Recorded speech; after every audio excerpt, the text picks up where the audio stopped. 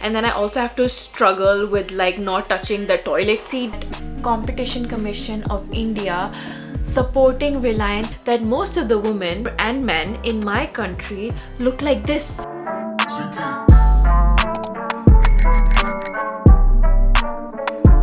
How many times in a day do you feel compelled to purchase something that you don't actually need? Let me rephrase that. How many times in a day does an advertisement succeed in convincing you that you really need something? Let me answer that myself first. At this point in time, I need a heat protectant spray because I've been having a lot of fun heat styling my hair recently and it does do a lot of damage. I also need one of those anti-chafe sticks because I've gained quite a lot of weight and my thul thighs have been giving each other the action that I've been failing to get them. Oh, and I also saw one of these really cool plastic tools.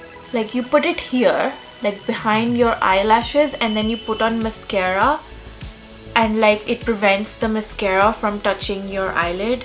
I think I just messed up my eyeshadow, but yeah, that chafing cream I really do need though because I have like rashes down there. But anyways, you see what I'm getting at? There's a product for every minor inconvenience in life, like from a portable bidet to clean your tushy to a boyfriend pillow that will make you feel less lonely at night. And although I love the fact that I can now rely on products instead of people to make me happy, because let's face it, they are quite annoying and you have to leave the house for them, we are being absorbed by consumer culture, and the dangerous part is that we may not even be consciously aware of it. So I'm a very spiritual person, as you may be able to tell by some of my videos, and one question that I've always asked myself is, how does my presence in this world make an impact? Before I get into that, let's just quickly Google what spirituality is. So I have my laptop here. Okay, here's one by Dr. Maya Spencer from the Royal College of Psychiatrists. It says, spirituality involves a recognition of a feeling or sense of belief that there is something greater than myself, something more to being human than sensory experience, and that the greater whole of which we are part is cosmic or divine in nature. So the first concept that I can very well think of that gives this definition justice is karma. I know many people who aren't even Hindu or know a lot about Hinduism, but they believe in karma. Karma is this simple universal law that you will reap whatever you sow. If you go around helping people, you work hard and you do everything right, then sooner or later you will get good reward, great happiness, and so on. But if you go around hurting people, manipulating them, or having any sort of ill intention, then sooner or later you will have to suffer the negative consequences of your actions. What goes around comes around, right? And most spiritual people, even I, have this belief that if someone has wronged me in my life, then they will get the lesson or the karma sooner or later. I don't need to go and seek revenge from them. Like if my boyfriend cheats on me tomorrow, I don't need to go pair up with his best friend and make him jealous, basically the plot of every early 2000s movie. No, I don't need to do that. I have this belief that the universe will take care of me because I'm a good person. I will get only good, and if someone does bad in their life, then the universe will take care of that. You're selling what now? I'm selling only the concept of karmic realignment. You can't sell that. Karma can only be portioned out by the cosmos. He's got me there. And in fact, the Buddhist community that I'm a part of encourages us to pray for the person that is troubling us or has done wrong to us, because we believe that there is probably something bad happening in their life, because no person is inherently bad, and that's why we pray for them, so that whatever is wrong in their life, it gets sorted out, and then they can pass on the sunshine back to us, like they can be nice to us and yeah, we pray for those people who we don't get along with, and I think it's a beautiful thing. And although it's better said than done, because it is genuinely very, very difficult to chant for someone who is troubling you.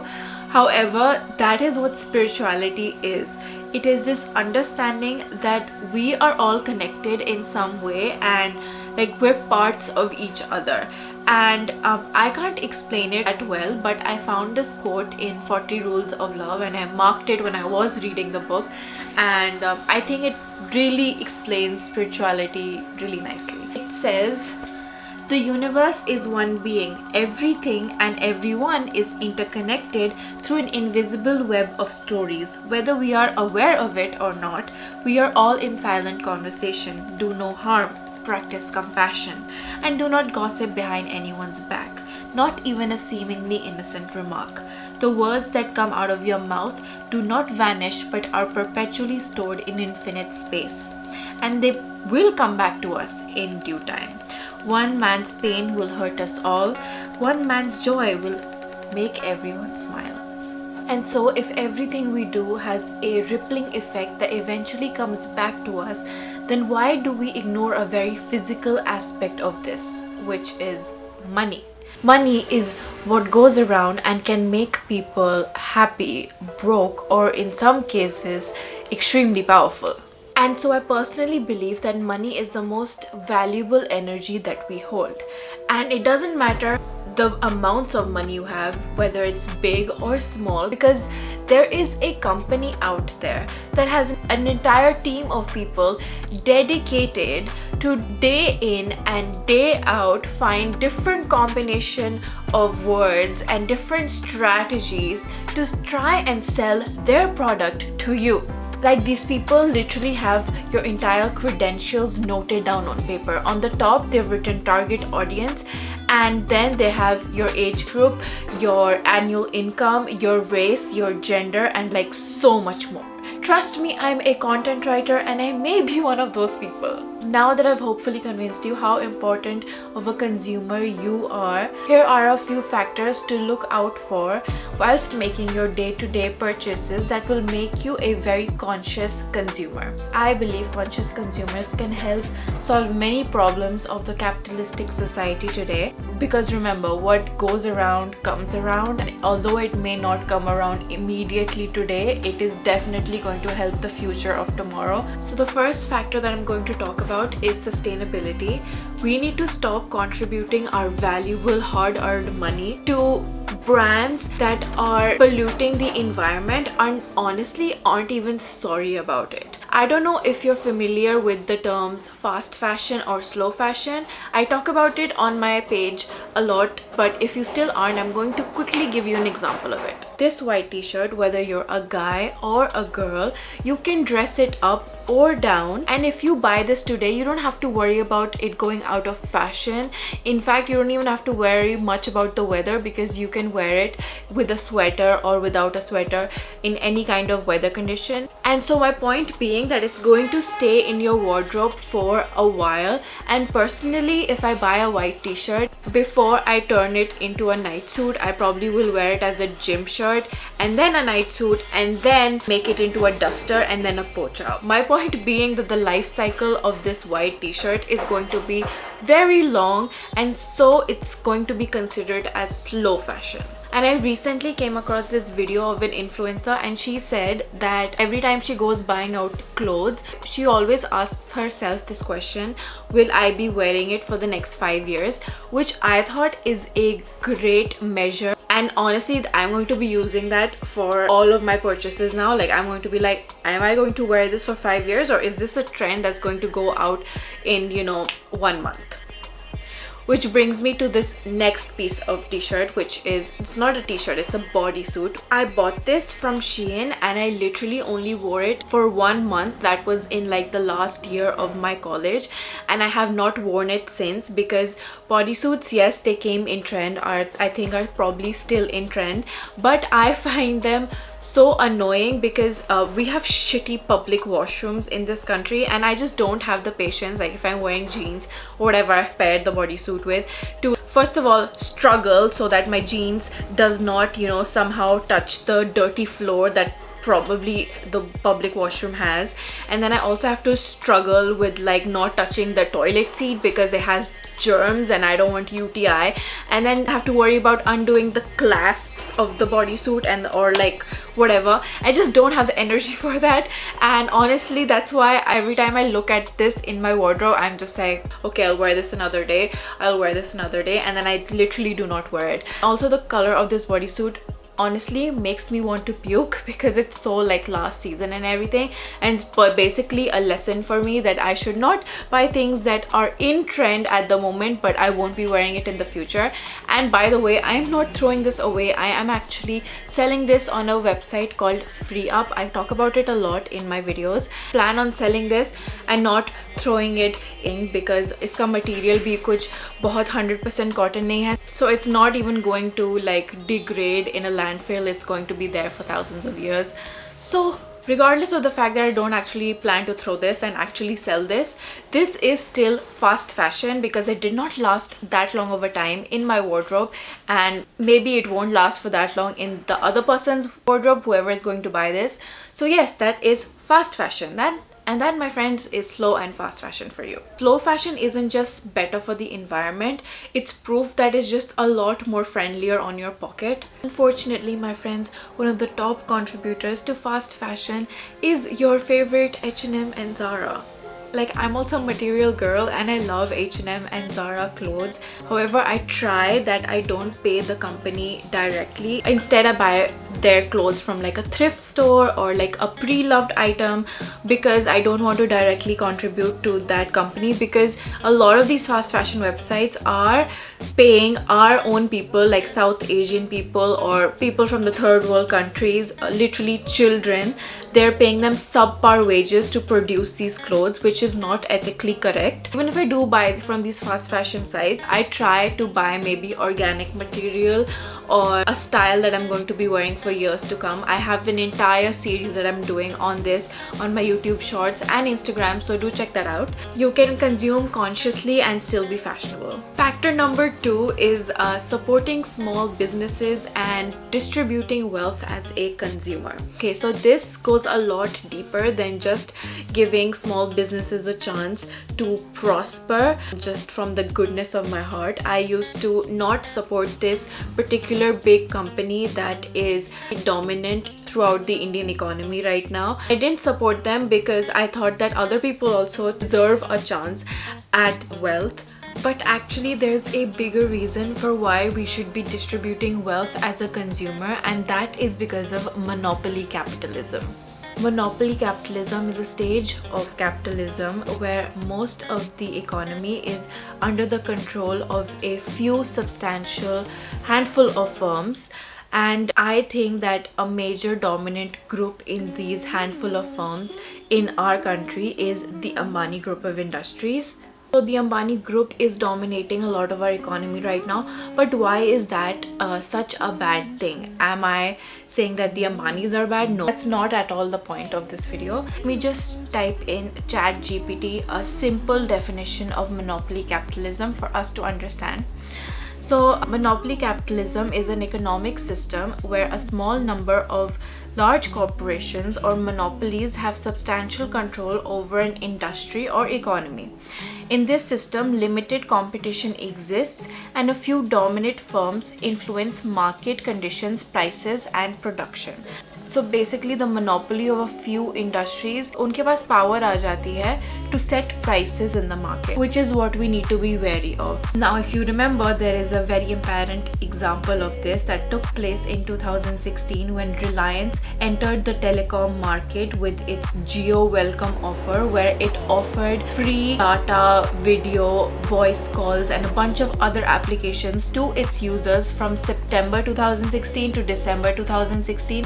And then with a Happy New Year offer, they extended that to March 2017. It literally took the telecom industry by storm by its like extremely low pricing and incredible offers. Now, of course, other telecom companies such as Airtel, Idea, Vodafone were extremely affected by by this move from Reliance Jio, and so Bharti Airtel actually filed a complaint against Reliance Jio that whatever Reliance Jio had done is actually predatory pricing. And predatory pricing, by the way, is something that happens, as the name suggests, to eliminate competition in the market, and it is actually illegal in a capitalistic economy. So when Bharti Airtel made an official complaint against Reliance Jio, what did the Competition Commission of India do? I'm going to be reading that off of my notes on this laptop because it's a lot of big words. The Competition Commission of India did not hold Reliance Jio accountable for this move that left the telecom industry shook.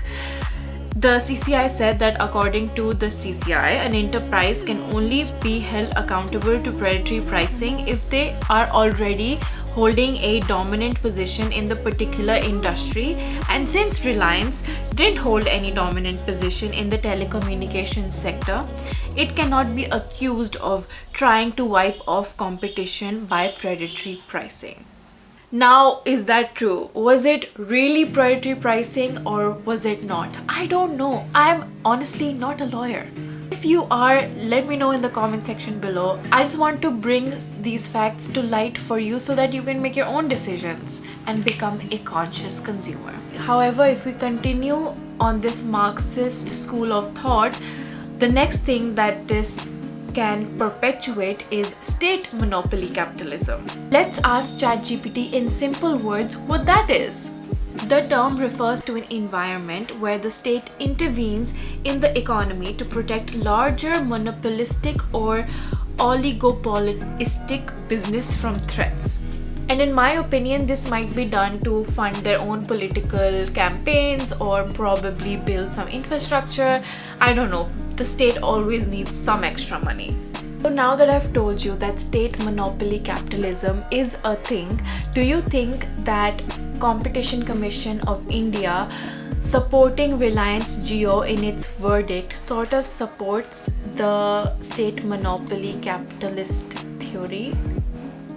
Again, I don't know. I'm not a lawyer. I'm asking you. My point in this video is not that you should support a company or that you shouldn't. It's simply to make you aware that money has power. That power can impact a company, which can then further impact the state, and in turn the state then impacts us by its rules and regulations. So yeah, your choices eventually they go around and they come around, which is sort of the theme of this video.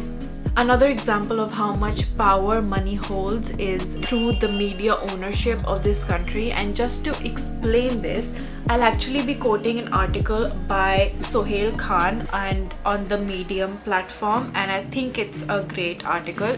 In it, he says 5 Indian news media companies, NDTV, News Nation, India TV, News 24 and Network 18 are either indebted to Mukesh Ambani, the richest Indian and the owner of Reliance Industries, or to Mahendra Nahata, an industrialist and associate of Ambani, who is also on the board of Reliance's new telecom venture, Reliance Jio. Through loans and investments, Ambani, Nahata and industrialist Abhay Oswal have given the 5 media company funds that range from 10 to hundreds of crores of rupees. As a result, the control that the 3 businessmen wield over these media networks varies from 20 to 70%. Now, as much as it seems that I have a problem with the Ambanis, that's far from the point of this video. Again, I give you the power to make your own choices. As a mass communications graduate, it is never okay for an entity to completely dominate the media landscape. This is because a lot of what media shows is directly affected by the people that are operating them, and if a lot of the media is owned by the same people, there may be a part of the story that we never get to hear. It's like having like 2 of your best friends fight and then only hearing one side of the story. You always need to hear more than one side of the story to know what is the truth.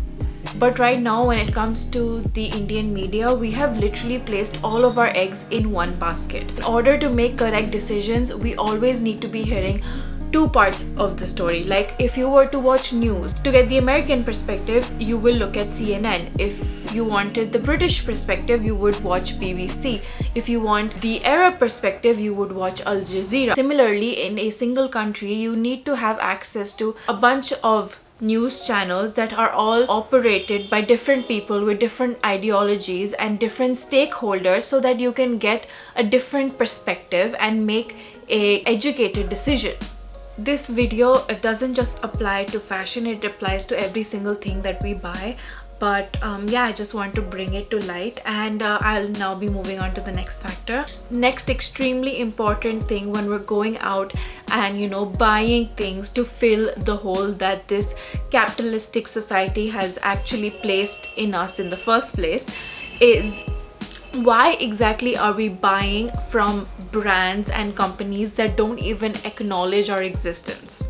The next factor that should impact our consumer choices is diversity.